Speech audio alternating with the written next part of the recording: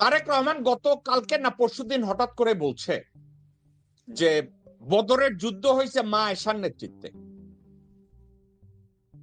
বদরের যুদ্ধের সময় মা আয়েশার বয়স ছিল 10 বছর, আর মা আয়েশার বড় বোন সালমা বা সাইমা ওনার চেয়ে 6 বছরের বড় ছিল। ওনার বয়স ছিল 14 বছর, না সরি 16 বছর। আবু বকরের প্রথম সন্তান হযরত আবু বকরের বড় মেয়ে সালমা, তার বয়স ছিল, আমি নামটা ভুল বলতে পারি, দর্শকবৃন্দ একটু গুগল করে জেনে নেবেন, তার বয়স ছিল তখন 14 বছর, আর মা আয়েশার বয়স ছিল 10 বছর। এখন আপনার কি মনে, আর তারেক রহমান ইদানিং আর কথাবার্তার ভিতরে ফ্লড এমন ভাবে ঢুকেছে, উনি কুমিল্লায় গিয়ে বলে আপনাদের এখানে ইপিজেড নাই, আমি বিএনপি ক্ষমতায় আসলে ইপিজেড দেব। মানে আসলে কি উনি লেখাপড়া করে কথা বলেন, নাকি ওনার ঠোঁটের মাথায় যা আসে এটাই বলেন? এটা যদি হয় তাইলে একটা নেতৃত্বের উপরে জনগণের আর মানে বিশ্বাস বা আস্থা কোনটা থাকবে? মানে আমি ব্রিগেডিয়ার জি আপনাকে জিজ্ঞাসা করছি।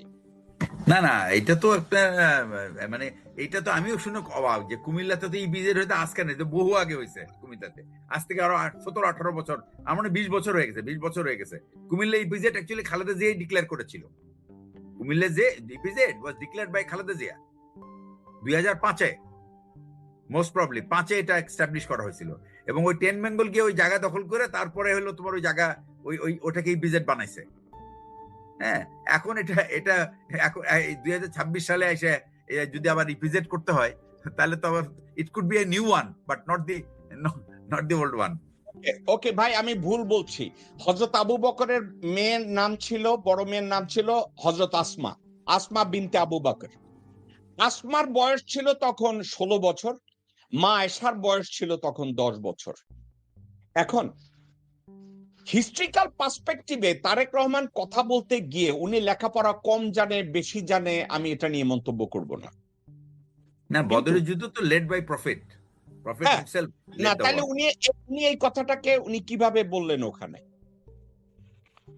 আমি অবশ্য শুনি না এটা, কাজে আমি I will not be able to sir sir comment. একমাত্র একটা যুদ্ধ উনি করছেন, যেটা উঠের যুদ্ধ আলীর বিরুদ্ধে। কারণ এটা সাধারণ এমন কোন দলিল নাই, কোনো এই দলিল নাই মা এসে যুদ্ধ করছে, কোথাও নাই, কেউ বলে নাই। মানে ভুয়া হাদিসের মধ্যেও নাই। এখন উনি ভুলে বলে ফেলছেন জোশে, আর কি করা যাবে? এটা কি ওই 3 লক্ষ আর 30 লক্ষ? অবশ্যই কুড বি। না না, ওই সময়টা না করবি না, ওখানে তো কিছু মারা গেছে ভাই, এটা তো টোটাল হ্যাঁ, ভুল, জিরো, এটা টোটাল জিরো। ওসমানা যেহেতু যায় নাই, ওনা বিবি অসুস্থ ছিলেন, ওনাকে রাখা হয়েছে, বাকি সবাই মোটামুটি গেছেন যুদ্ধে। ওকে। উনি এখন উনি এই ধরনের কথা, আরেকটা সাবজেক্ট আমি টানবো, আমাকে 1 সেকেন্ড একটু সময় দিবেন ভাই, আমাকে 1 সেকেন্ড জি, একটু সময় দিবেন। আপনাদের দুইজনই আমি একটা জিনিস দেখাতে চাচ্ছি।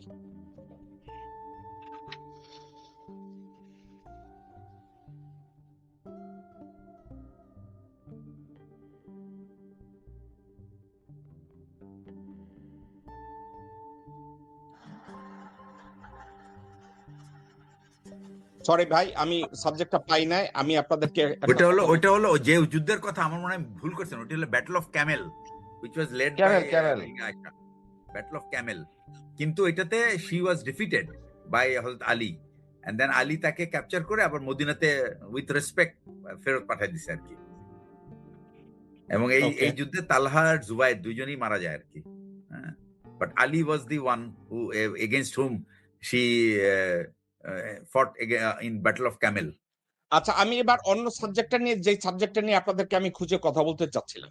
ডক্টর শফিক হঠাৎ করে একটা কথা বলছে, উনি ইদানিং কেন যেন দুই একটা কথা বলছে, উনিও তারেক রহমানের মতো কি মাথা খেই হারায় ফেলে কিনা আমি জানি না।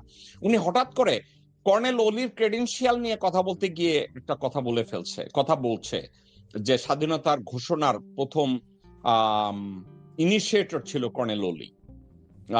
না না না, ওটা উনি স্পষ্ট করছে, এটা আমরা শুনছি, এটা উনি বলছেন আবার যে আমি চাচ্ছি আপনি ক্লারিফাই করেন প্লিজ, একটু সময় নিয়ে আপনি ক্লারিফাই করেন প্লিজ। হ্যাঁ, সেটা হচ্ছে যে উনি বলেছেন, যেটা কর্নেল ওলি বলছেন, যে উনি প্রথম বিদ্রোহ করেছে, উই রিভোল্ট, এবং আমি জিয়াউর রহমানকে নিয়ে আমরা একসাথে কালুরঘাটে গেলাম, এবং কালুরঘাটে যাওয়ার পরে জিয়াউর রহমান নিজে ডিক্লারেশনটা লিখেছে প্রথমে কাগজে, লিখে তারপরে he announce and he said that এটা এই ডিক্লারেশন আমার সিনিয়র আছে, আমার মেজর জিয়া আমার টুআইসি আমার senior, he is the one who is going to talk about it.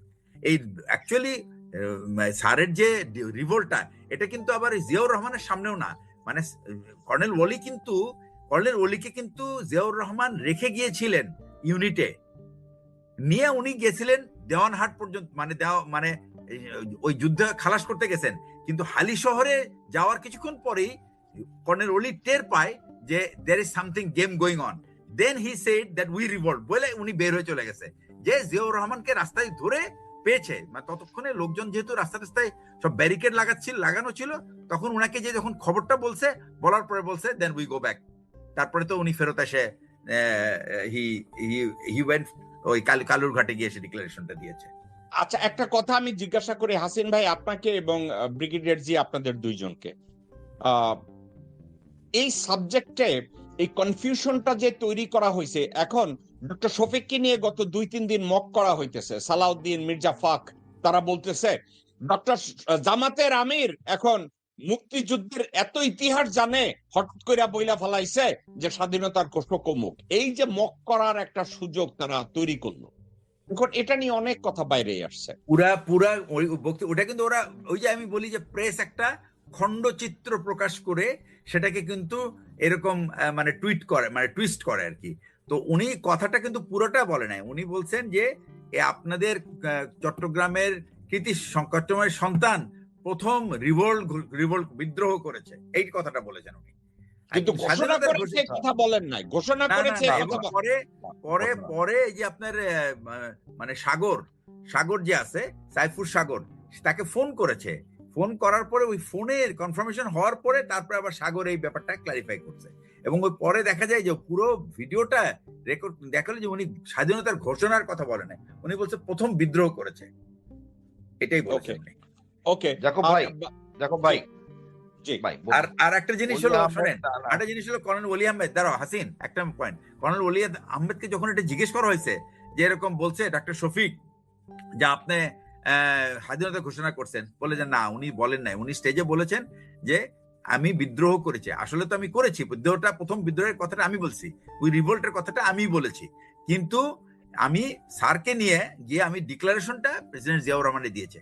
আর একটা জিনিস বলা হয় যে, আর বলে যে এখানে তো সবাই এটাকে তো সোশ্যাল মিডিয়াতে তো বলতেছে, তখন উনি বলতেছেন কুকুরের কাজ কুকুর করবে, তা আমরা কি করব, আমরা তো উই আর নট, মানে we cannot do the same what they are doing, এই কথাটা উনি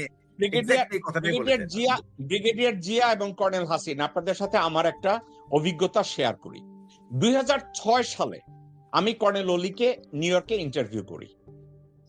নিউ ইয়র্কে আমি যখন কর্নেল ওলিকে ইন্টারভিউ করি, উনি সরাসরি আমাকে বলেছেন যে আমরা যখন টের পাই যে পাকিস্তান আর্মি তারা এই প্ল্যানে আগাচ্ছে, আমি ব্যক্তিগতভাবে সিদ্ধান্ত নিলাম যে এই সাবজেক্টটা জিয়া স্যারের কানে দেওয়া দরকার, তার এটা দেওয়া দরকার। এবং এর ভিতরে হান্নান আরো এলাকার লোকজনরা কথাবার্তা বলছে, উনি বলছে যে উনি ইউনিট থেকে যখন বাইরে যাইতেছিলেন ওনার চারপাশের লোকজনরে বললো if this is the situation then we revolt and আমরা জিয়া সাহেবকে এটা ইনফর্ম করব এবং কি করা যায় আমরা ভবিষ্যতে দেখব।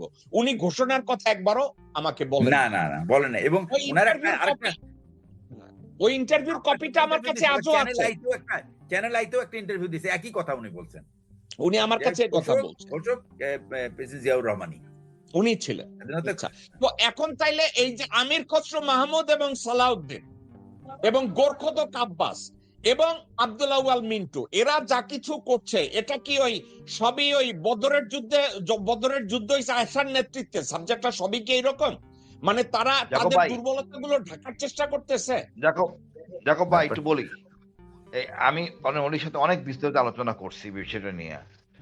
কর্নেল ওলি হলেন গিয়া চিটাগাঙ্গের লোক, ওয়েল মোটিভেটেড আওয়ামী লীগপন্থী এবং রাজনীতি বলিয়ান লোক ছিলেন, এবং ওনার জিয়া রহমান কিন্তু এরকম ছিলেন না, সাধারণ টুআইসি জাস্ট লেফটেন্যান্ট কর্নেল হবে, এই সময় স্কোপ নাই, মোটিভেটেড বাই ওলি, কোনো সন্দেহ নাই। মাস্টার মাইন্ড যদি বলেন দেন ওলি, আবার তখন আমি করে সিলেসিলি করবো। আমরা অনেক সময় আমি অনেক সময় নিজের সিদ্ধান্ত নিয়ে জিয়া স্যারে বলি, জিয়া স্যার মাইনা নেয়, হ্যাঁ ওকে, তাকে স্কোপও দেই না, চলেন। এটা আমাদের অভ্যাস। আমার আস্থাবাদন অফিসারের কথা আমরা শুনি। অলি আহমেদ ওরকম লোক ছিলেন। আর অলি আহমেদ না থাকলে, এটা সত্য কথা, স্বাধীনতা ঘোষণা হইতো না।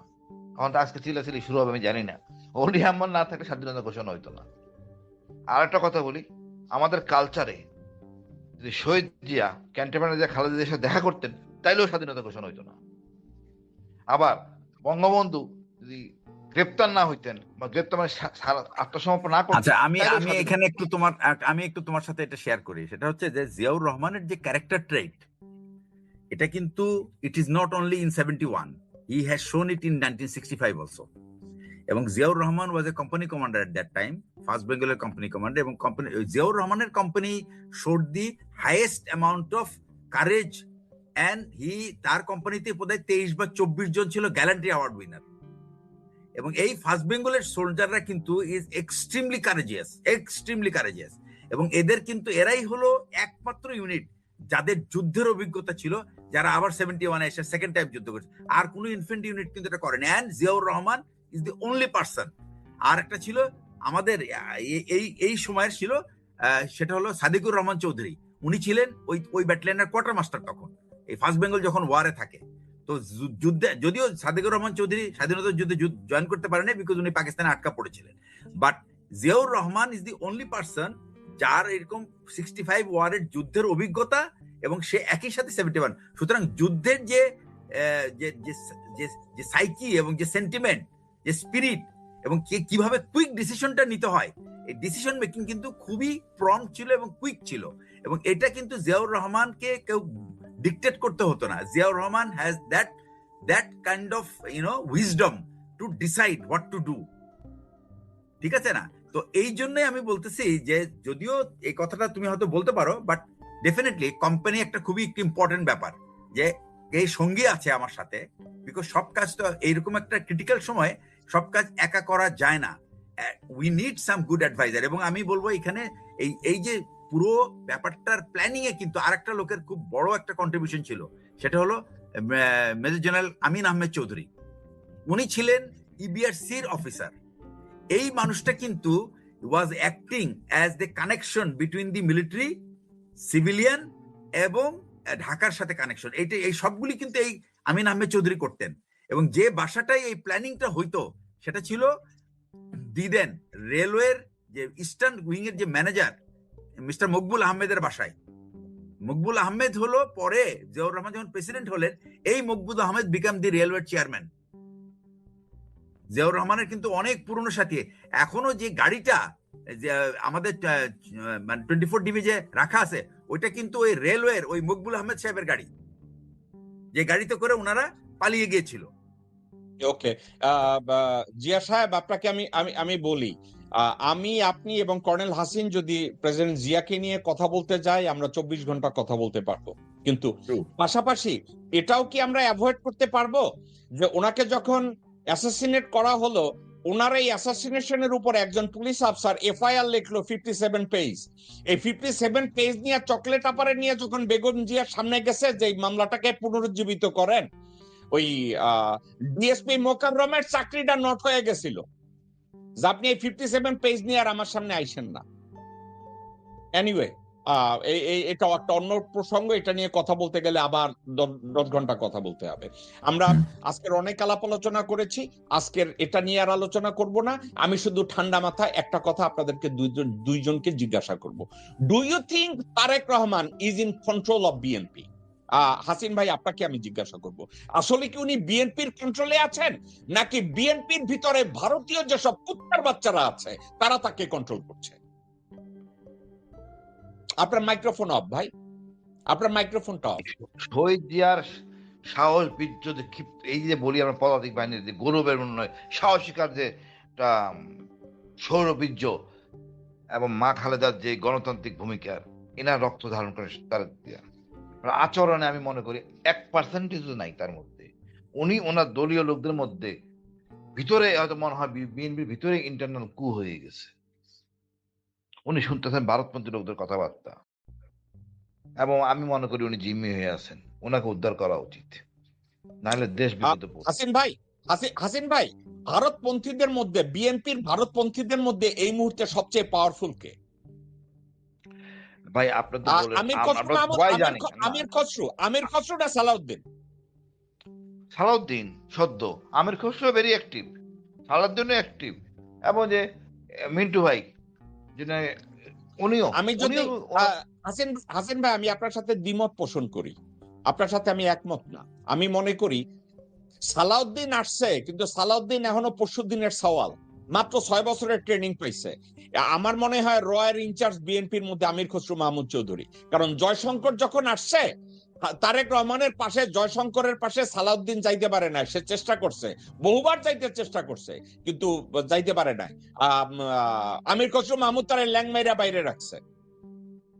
তো মিন্টু ভাই তো আমির খসরু মাহমুদ চৌধুরী